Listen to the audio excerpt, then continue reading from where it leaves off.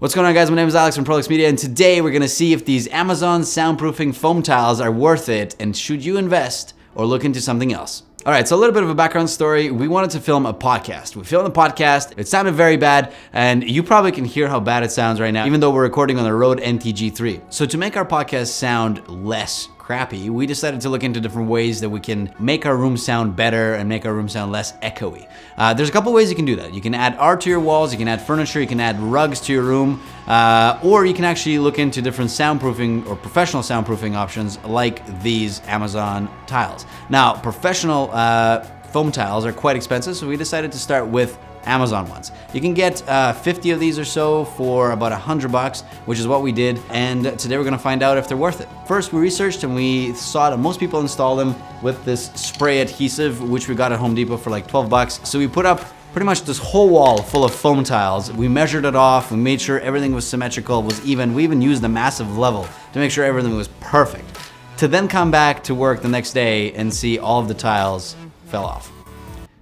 So after all the tiles fell off, we were obviously devastated because we wanted to start a podcast. And then Jordan decided to add like twice as much glue, and you could probably see a little bit of reflection right above my hand over here. And that's the glue residue on the wall, but the tiles still fell off. So then we decided to go for a stronger method, and we got an electric staple gun that we're gonna try out today, or we actually tested it already in the closet, so you can't see it. Obviously holds the tile up. So that's what we're gonna use today, sound dampen the room. And we're gonna actually show you the sound difference before and after we install these tiles on our walls, so you know if you should invest or maybe look into something else. So for this test, we're gonna compare the before and after of the installation of the foam tiles on a Rode NTG3, which we're recording on now, as well as a Sennheiser Lavalier mic, as well as a Rode Video Mic Pro, so you guys can see the difference. Let's jump in.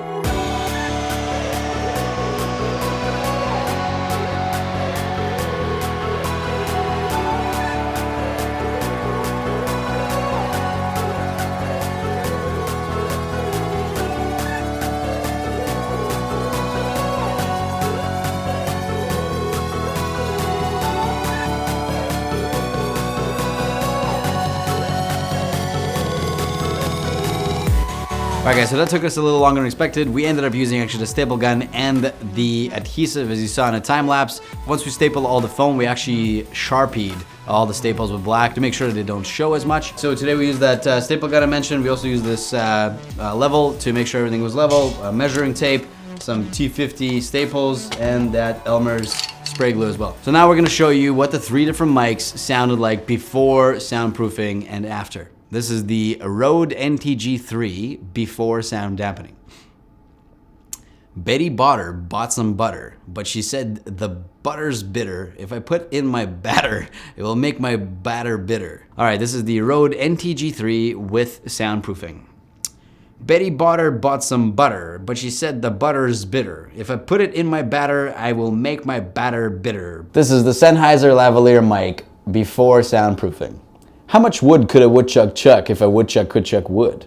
He would chuck, he would, as much as he could, and chuck as much wood as a woodchuck would if a woodchuck could chuck wood. All right, this is the Sennheiser Lav mic with soundproofing.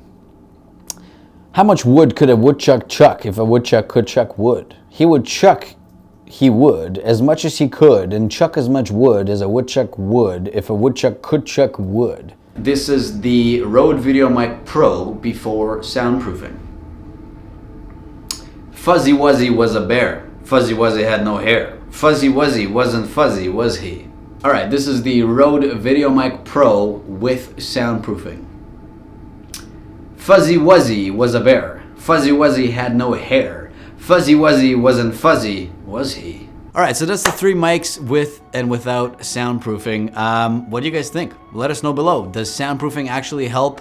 And for $100, is it worth investing to make the sound better, or was there not much of a difference? Anyway, I hope you guys enjoyed this video. If you did, hit that like button, subscribe to our channel, and hit that bell to know when we post. We try to bring you guys as much value with educational and entertainment videos in the creative industry. Also, send this to a friend if they're looking into soundproofing their room or their studio or whatever, wherever they're working. But yeah, see you next time. Cheers. You know, I'm a poet after all.